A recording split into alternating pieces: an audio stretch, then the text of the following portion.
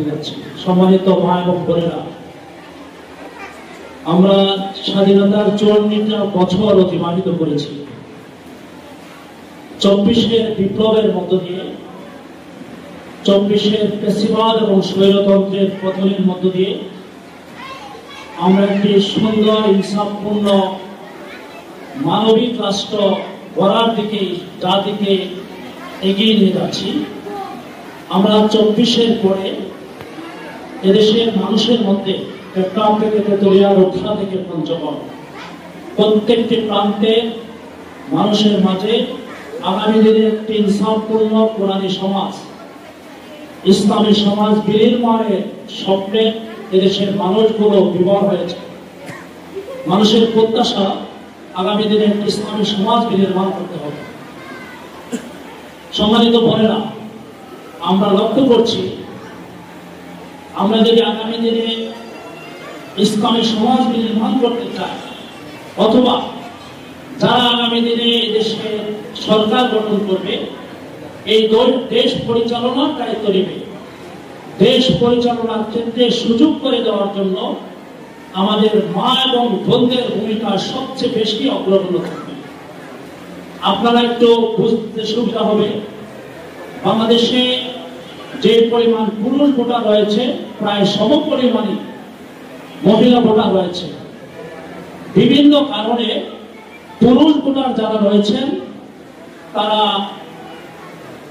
সকলে ভোট দিতে পারবেন না। পুরুষ ভোটারদের মধ্যে ভোটের পার্সেন্টটা কম হবে, কিন্তু বোনদের মধ্যে মহিলা ভোটার ভোট দেওয়ার ক্ষেত্রে তারা পার্সেন্ট বেশি হবে এবং অংশগ্রহণ বেশি হবে। এজন্য আগামী দিনে যারা এই দেশ পরিচালনা করবে, এটা নির্ভর করে বোনদের ভোটার, মহিলা ভোটারদের সাপোর্টের মধ্য দিয়ে। এই জন্য সম্মানিত বোনেরা, বোনদের প্রতি এই গুরুত্বপূর্ণ অবদান রাখার ক্ষেত্রে বোনদের গুরুত্বপূর্ণ ভূমিকা রাখা অত্যন্ত প্রয়োজন। প্রথমত হচ্ছে আমাদের প্রত্যেকের জন্যই রব্বুল আলামিনের পক্ষ থেকে নির্দেশনা এবং ঘোষণা, আল্লাহর এই জমিনে আল্লাহর দ্বীন কায়েমের দায়িত্ব আমাদেরকে গ্রহণ করতে হবে, দায়িত্ব পালনের জন্য আমাদেরকে কাজ করতে হবে। রব্বুল আলামিন বলেছেন, আনাকিমুদ্দীন ওয়া লা তাতাফাররাকু ফীহি, তোমরা সমষ্টিকভাবে সকলে মিলেমিশে একত্রিত হয়ে আল্লাহর এই জমিনে আল্লাহর দ্বীন কায়েম করার দায়িত্ব পালন করতে হবে। সম্মানিত বোনেরা, এজন্য আপনাদেরকে আল্লাহর এই নির্দেশনা অনুযায়ী সিদ্ধান্ত নিতে হবে। আগামী দিনে যে মানুষ ইনসাফপূর্ণ কোরআনী সমাজ চায়, এই কোরআনী সমাজ বিনির্মাণের ক্ষেত্রে আপনাদেরকেই গুরুত্বপূর্ণ ভূমিকা পালন করতে হবে। এজন্য আমাদের এই ওয়ার্ডের, এই বাটারা থানার প্রত্যেকটা প্রাণ বাড়িতে, প্রত্যেকটা বোনদের কাছে, প্রত্যেকটা নারী ভোটারের কাছে বোনদেরকে পৌঁছার জন্য রোড ধরে ধরে, ভাষা এবং প্রাণ ধরে ধরে নির্ধারণ করে বোনদেরকে, নারী ভোটারদের কাছে যেতে হবে এবং তাদেরকে ইসলামের পক্ষে, কোরআনের পক্ষে আগামী দিনে ইসলামী সমাজ নির্মাণের ক্ষেত্রে ভোট দেওয়ার জন্য উৎসাহিত করতে হবে। এই কথাটা তাদের কাছে স্পষ্ট করে দিতে হবে। সম্মানিত বোনেরা, যে 54 বছর আমাদের দেশটা অনেকেই পরিচালনা করার দায়িত্ব গ্রহণ করেছেন, অনেক দল এই দেশ পরিচালনা করেছেন, কিন্তু আমরা লক্ষ্য করছি, আমরা দেখতে পাচ্ছি কেউই এদেশের মানুষের ভাবের পরিবর্তন করতে পারেননি। এদেশে যারা পরিচালনা করেছেন, কেউ এই দেশটাকে দুর্নীতিগ্রস্ত দেশে পরিণত করেছেন। চাঁদাবাদ, সন্ত্রাস, জুলুম, নির্যাতন, নিষ্পেষণে, নারীর অধিকার নামে নারীকে অবহেলা করার মধ্য দিয়ে তারা তাদের ক্ষমতাকে কুক্ষিগত করেছেন এবং ক্ষমতার স্বাদ গ্রহণ করেছেন। এই ক্ষমতা দিয়ে তারা একজন কালি কালি টাকার মালিক হয়েছেন এবং এই দেশের টাকা বিদেশে পাচার করেছেন। এতে করে দেশের কোনো পরিবর্তন হয় না, দেশের মানুষের কোনো পরিবর্তন হয় না, দেশের ভাগ্যের কোনো পরিবর্তন হয় না। বাংলাদেশ জামায়াত ইসলামী যদি আগামী দিনে দেশ পরিচালনার দায়িত্ব পায়, তাহলে বাংলাদেশ জামায়াত ইসলামীর কাছে অর্থনৈতিক যে ফর্মুলা রয়েছে, জামায়াত ইসলামী দুর্নীতি মুক্ত যে সমাজ গড়বে, শুধুমাত্র যদি দুর্নীতি মুক্ত সমাজ করা যায় আর বাংলাদেশের অর্থনীতিটাকে যথাযথভাবে কাজে লাগানো যায়, তাহলে বাংলাদেশ জামায়াত ইসলামী আগামী 5 বছরে এই দেশটাকে একটি সমৃদ্ধশালী, উন্নতশীল দেশে এবং মানুষের কর্মসংস্থানের ব্যবস্থা এই দেশটাকে সমৃদ্ধশালী দেশে রূপায়ণ করতে পারবে। এজন্য আপনারা বন্ধের পাশাপাশি বাড়িতে গিয়ে আহ্বান করতে হবে। 54 বছর সকলকে দেখার সুযোগ হয়েছে, একবার একটু জামাত ইসলামীকে দেখেন। জামাত ইসলামী যে কোরআনী সমাজ বিনির্মাণ করতে চায়, সেই কোরআনী সমাজ বিনির্মাণের ক্ষেত্রে সেই কোরআনী সমাজ বিনির্মাণটা কেমন হয়, কোরআনী সমাজটা কেমন হয়, একবার একটু দেখেন। দ্বিতীয়ত কথা হচ্ছে, আজকে ঢাকা 11 আসনে আমরা বিএনপি প্রার্থীকে সামনে দেখতেছি। জামাত ইসলামী মনোনীত প্রার্থী অ্যাডভোকেট আতিকুর রহমান। যদি ব্যক্তি হিসাবে আমরা বিবেচনা করি দুইজনকে, আতিকুর রহমান ইসলামী ছাত্র শিবিরের কেন্দ্রীয় সভাপতি ছিলেন। আতিকুর রহমান মাদ্রাসা থেকে কামেল পাস করেছেন। Advocate Atikur Rahman LLB pass করেছেন, এমফিল করেছেন এবং বাংলাদেশে মেধা তালিকায় অনন্য স্থান অধিকার করে তিনি কৃতিত্বের স্বাক্ষর রেখেছেন। এমন একজন মেধাবী, এমন একজন আদর্শিক ব্যক্তিত্ব, এমন একজন যোগ্যতা সম্পন্ন ব্যক্তিত্ব আমরা যদি এই জাতির ভাগ্যের পরিবর্তনের জন্য, এই আসনের পরিবর্তনের জন্য এমপি হিসাবে নির্বাচিত করতে পারি, আমরা বিশ্বাস করি আগামী দিনে আমাদের 11 আসন এই দেশ পরিবর্তনের মাইলফলক হিসাবে কাজ করবে। এই জন্য আতিকুর রহমানের যে যোগ্যতা রয়েছে, সেই যোগ্যতাগুলো আমাদেরকে আমাদের বন্ধের কাছে পৌঁছে দেওয়ার জন্য চেষ্টা করতে হবে।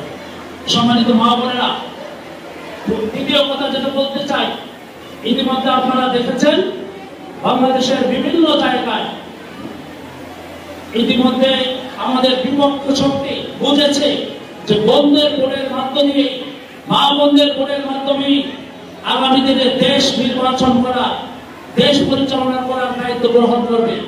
এই জন্য তারা একদিকে নারীদের অধিকারের কথা বলে, আর অপরদিকে নারীদের কার্যক্রমে, নারীদের ভূমিকায় বাধাগ্রস্ত করার জন্য, নারীদেরকে অপমান করার জন্য, নারীদেরকে বিরুদ্ধে, নারীদেরকে বিভিন্নভাবে গালিগালাজ করে দুর্বল করে দিতে চায়।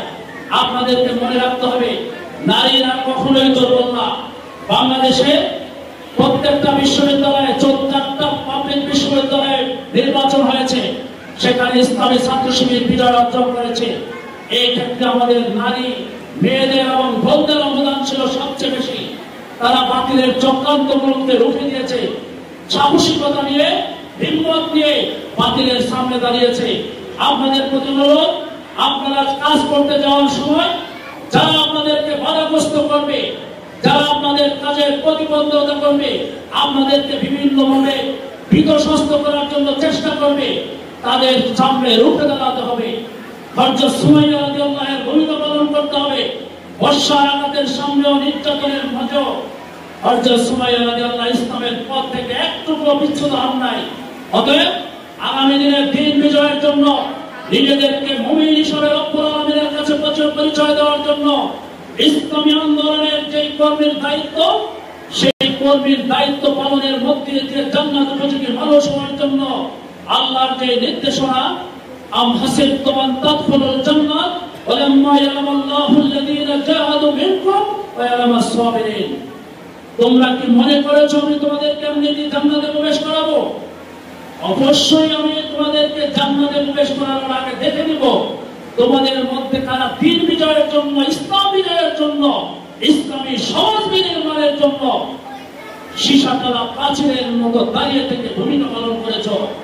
এই কাজ করতে গিয়ে তোমাদের প্রতি যদি প্রতিকূলতা আসে, তোমাদের যদি বাধা আসে, বিপদ আসে, তোমাদের প্রতি যে নির্যাতন আসে, সেই মোকাবেলায় ধৈর্য ধারণ করে সাহসিকতার সাথে তোমাদের কার্যক্রম, তোমাদের মিশন, তোমাদের ভূমিকা, তোমাদের গণসংযোগ তোমরা চালিয়ে যদি যেতে পারো, আল্লাহ রাব্বুল আলামিনের ওয়াদা হচ্ছে যারা ঈমানের বলে পরিণত হয়ে কার্যক্রম পরিচালনা করবে, আল্লাহ রাব্বুল আলামিন তাদের আগামী দিনে বিজয় নিশ্চিত করবেন।